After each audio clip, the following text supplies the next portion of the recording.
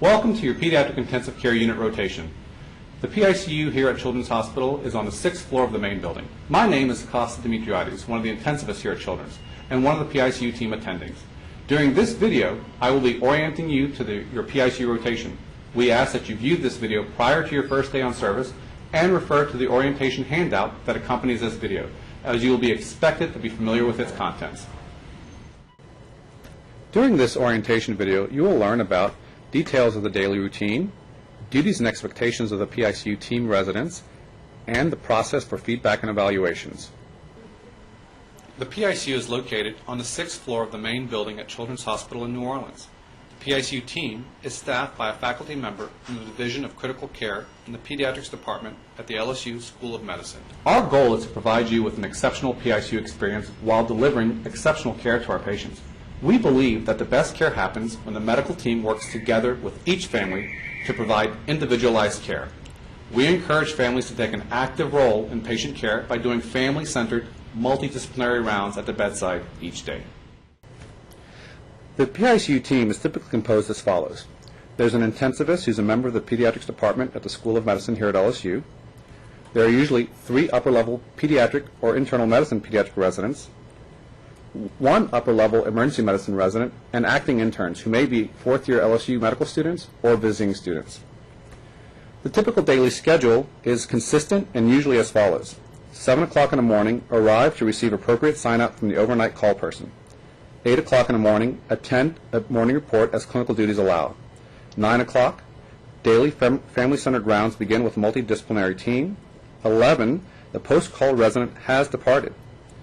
The expectation is that everyone makes noon conference. From 1 p.m. until 4 p.m., patient care and educational activities continue. At 4 p.m., sign out to the on-call person occurs. In addition to the PICU medical team and the families, rounds are regularly attended by the PICU charge nurse, bedside nurse, the critical care respiratory therapist, medical consultants, and allied health providers. PICU residents and students perform the daily presentation in the patient's room so that the family can be fully updated and take part in the decision-making process. The presenter is expected to succinctly present in the SOAP note fashion and clearly state the patient's diagnoses or problem list with a well-thought-out plan of care.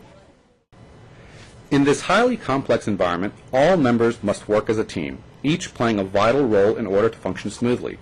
In addition to the presenter, the other residents play an active role during patient presentations. The on-call resident should take notes on the needed tasks to follow up, while other residents will write all the necessary orders and look up appropriate doses of medications as needed. At the end of the presentation, to ensure clear understanding by all members, a summary of plans should be presented. In addition, a readback of all orders should be done to ensure that the correct orders have been written.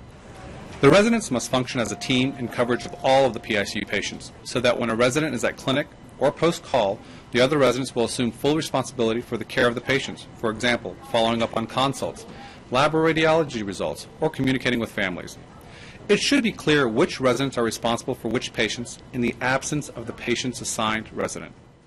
Daily goal sheets are utilized at the end of each patient presentation to review the overall plan and to identify any omitted items that need to be addressed. Diligent use of the interdisciplinary plan of care leads to improved patient care by the frequent elimination of unnecessary devices, testing, or therapies that are often costly, invasive, and high risk. The PICU is a very dynamic environment. Information about your patient can change very rapidly and come from a number of different sources. One of the main objectives of the rotation is to learn to recognize rapid changes in your patient status and to learn to appropriately prioritize critical tasks. For the unstable patient, it's expected that you monitor and check frequently on their status and follow up on any interventions done during rounds. Patients admitted to the PICU service through the emergency department or through the critical care transport service must have an initial H&P completed by the PICU medical team. H&Ps performed by students should be reviewed, addended as necessary, and co-signed by the resident. Patients admitted to a surgical service should have an H&P completed by that primary service. When the PICU team is requested to consult, follow, or co-manage patients, an initial PICU accept note should be completed, not a consult sheet. Likewise, patients admitted to the PICU service where an appropriate H&P already exists should have an initial PICU accept note completed by the PICU resident. There must be a full resident daily progress note for each patient, including patients followed by acting interns. However, all acting intern progress notes should be co-signed by a resident. Although progress notes should be completed prior to daily rounds, the completion of notes should not delay necessary evaluation and intervention for your patients. Transfer and off-service summaries are required, along with appropriate verbal sign-out to the accepting service or oncoming PICU team. At the end of your rotation, patients with prolonged PICU stays should have their orders reviewed and renewed as needed. PICU nurses and respiratory therapists will prove to be an invaluable resource during your PICU rotation. They have years of PICU experience and are committed to provide excellent care to the patients in the ICU. Learning to appropriately communicate with and utilize these staff members will prove to be tremendously helpful. They may routinely question orders and intended actions for appropriateness of clinical situation. In the event that a question or concern cannot be adequately resolved with the ordering resident, PICU staff members are instructed to raise that issue with a senior staff member. If the issue remains unresolved, the staff is instructed to communicate directly with the responsible PICU attending. New orders should be communicated directly to the bedside nurse or respiratory therapist. If they are not at the bedside, an effort should be made to locate them in the unit and to communicate that order. If they are not present in the unit, you should notify another nurse or the charge nurse of the order. In addition, you should flag the chart and place it at the workstation specific to the patient's room or hand it to the clerk. The use of verbal orders must be in compliance with Children's Hospital Administrative Policy Number 70. You must use the pre-printed PICU admit order set for medical admissions. The order set may also be used for surgical admissions, but it must be clearly communicated with the surgical service and the PICU nurse to avoid omissions and errors. Separate pre-printed admit order and transfer order sets for DKA patients must also be used.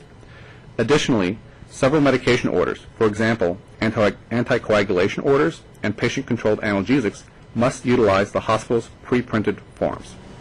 The on-call resident is expected to participate in Code Blue responses and prevent a code team activations. All available PICU residents may initially respond to the events. However, any unnecessary personnel may be asked to leave in order to minimize crowding. An upper-level resident will serve as a team leader of the Code Blue until an attending arrives. The hospital operator is responsible for the initial notification of the PICU attending during a Code Blue.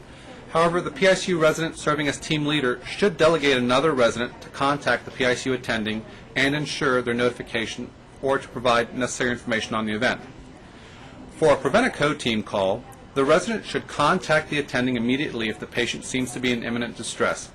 If the patient seems stable, then the resident can assess the situation more thoroughly and contact the on-call attending with their assessment and plan. There are many learning objectives during the PICU rotation. They include, but are not limited to, understanding rapid resuscitation and stabilization in a critically ill child, understanding the evaluation and management of common signs and symptoms seen in critically ill children, including those necessitating transfer to an intensive care setting, developing critical decision-making skills and prioritization on complex medical patients under high-stress situations, and understanding one's own limitations. You're also expected to understand how to provide comprehensive and supportive care to the PICU patients and families. We expect you to become familiar with some ethical and medical legal considerations in the care of critically ill children. We'd like you to become familiar with some quality improvement aspects, including key aspects of cost control. And finally, we'd like you to be able to refine your skills for the maintenance of accurate and timely and legally appropriate medical records on complex and critically ill children. There are many diseases and illnesses that you will see for the first time in the PICU. You're expected to read about all diseases and illnesses accounted within the PICU patients, especially when confronted with new and challenging cases. Please utilize resources such as UpToDate, PubMed, Pediatrics in Review, or others to educate yourself and other members of the PICU team. You should never hesitate to call the attending for any questions. It's expected that you call for any escalation of care. For example, increasing ventilator or drip support, for all new admits, for all PAC calls, and of course for any Code Blue event. PICU attendings will frequently provide team and individual feedback. In the event feedback has not been timely or consistent, you're encouraged to solicit feedback from the appropriate PICU attending.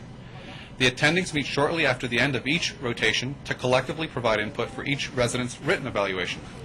Questions regarding the written evaluations may be discussed with the PICU attendings, your mentor, or of course, one of the Pediatrics Residency Program Directors.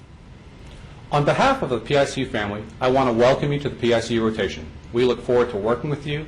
We hope that you will find this rotation to be an enjoyable and very high-yield experience. All the faculty are dedicated to resident education and encourage you to talk to any of us if you have any questions. I appreciate your attention, and we'll see you soon.